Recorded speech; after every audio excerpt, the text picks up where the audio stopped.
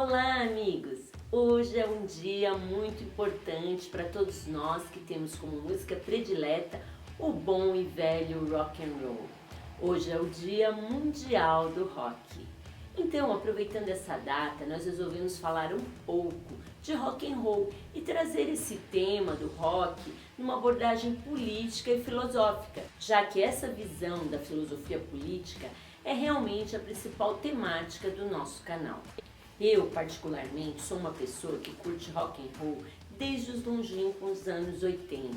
E lembro-me bem que optar pelo caminho do rock significava, naquela época, tornar-se uma pessoa contestadora, romper com os valores pequeno-burgueses e optar por um caminho naturalmente contrário ao sistema capitalista. No entanto, hoje aqui no Brasil, nesses estranhos tempos de polarização política, é comum entrar em contato com os tradicionais roqueiros, que apesar de se utilizarem de um visual que poderia sugerir uma postura contestadora, trazem um posicionamento político e social extremamente conservador.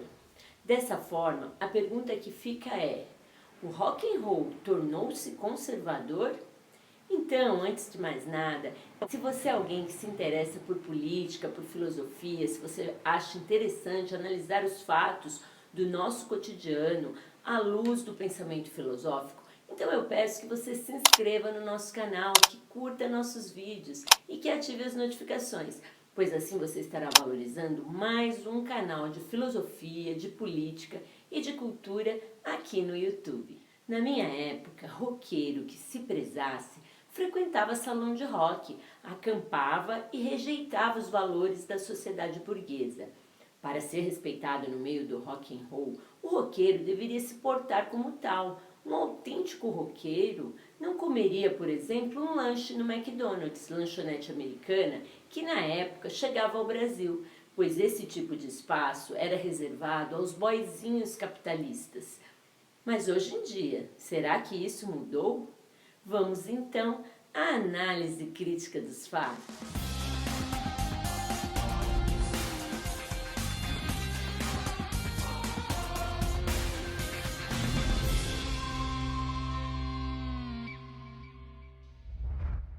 O nosso querido Raul Seixas disse certa vez: praticamente o rock and roll começou em 41 com um cara chamado Arthur Big Boy Crudup, que fez a cabeça de uma criança chamada Elvis Presley. Esse rapaz, pela primeira vez na história, transformou o blues em rock and roll. Essa pequena história da origem do rock and roll foi contada por Raulzito num show antes de interpretar a música So Glad You're Mine, gravação que pode ser encontrada no disco de Raul Seixas de 1983. E nós podemos afirmar que Raulzito estava corretíssimo e falou com propriedade, pois o rock and roll tem suas origens na música negra americana, pois ele é uma fusão do blues e do jazz. Elvis gravou muitas músicas de Arthur Crudup, trazendo o que passava a ser o rock and roll para apreciação da juventude branca americana, popularizando o ritmo que até antes disso tinha um caráter totalmente marginal. Little Richard e Chuck Berry, contemporâneos de Elvis, embora também fizessem um bom e velho rock and roll, nunca foram tão populares como Elvis, justamente por serem negros. Elvis, por ser um jovem branco e bonito e por cantar como um negro, conseguiu popularizar o rock and roll.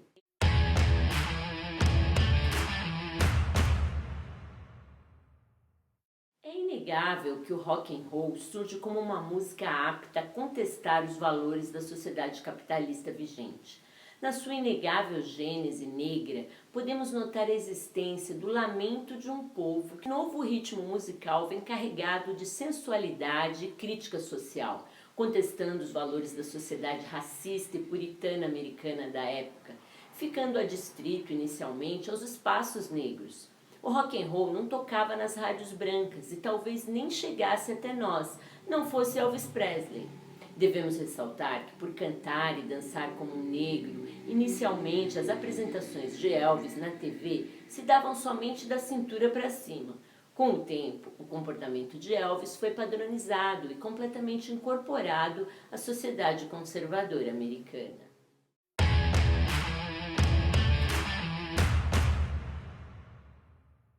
Os anos 60 foram um grande vetor de mudanças sociais mundiais, e essas mudanças se deram através de um movimento cultural e musical bastante conhecido, o movimento hippie. Justamente por seu caráter contestatório, a música natural do movimento hippie foi o rock and roll. Os quatro garotos de Liverpool, os Beatles, popularizaram ainda mais aquele ritmo trazido à sociedade branca por Elvis, e o rock and roll foi crescendo e criando inúmeras novas vertentes. Não há dúvida de que o movimento hippie era um movimento político, de contestação à sociedade capitalista burguesa, que preconizava de forma pacífica a chegada a uma nova sociedade mais avançada, que se livraria dos valores tradicionalmente burgueses, como a propriedade privada, a família tradicional, o consumismo, enfim, livre dos valores capitalistas. Num outro vídeo aqui do canal que eu fiz sobre Raul Seixas, que vale a pena conferir, se você não viu ainda, vale a pena ver. Eu falei um pouco sobre o verdadeiro comunismo que nunca existiu na prática em qualquer país, embora alguns países se auto-intitulem comunistas, como a China, mas que esse comunismo verdadeiro da última fase da revolução só aconteceu realmente em algumas comunidades hippies, que chegaram a adotar um tipo de vida totalmente desvinculado da sociedade capitalista. O rock and roll, aliado a outros ritmos, como a música indiana, por exemplo, foram a trilha sonora de um dos movimentos mais contestatórios de todos os tempos, o movimento hippie. Não podemos deixar de mencionar os Rolling Stones e a postura quase andrógena de Mick Jagger nos palcos, que iria chocar o mundo.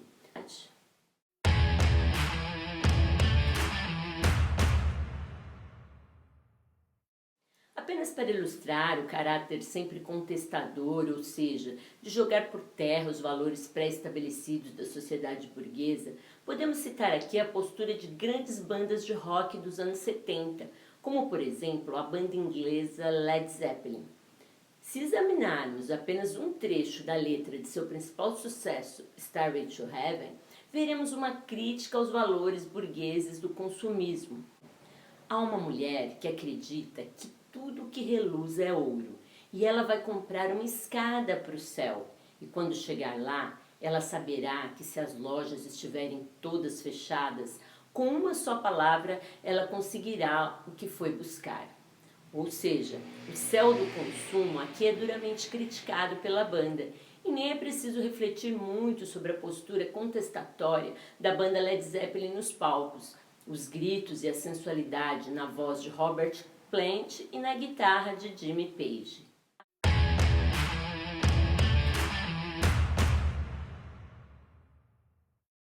Por outro lado, o movimento punk, por sua vez, inicialmente avesso às gravadoras, criado por jovens pobres e marginalizados na Inglaterra, teve como ícone a banda Sex Pistols e suas músicas de letras simples e sempre contestando o governo inglês, em especial a rainha da Inglaterra.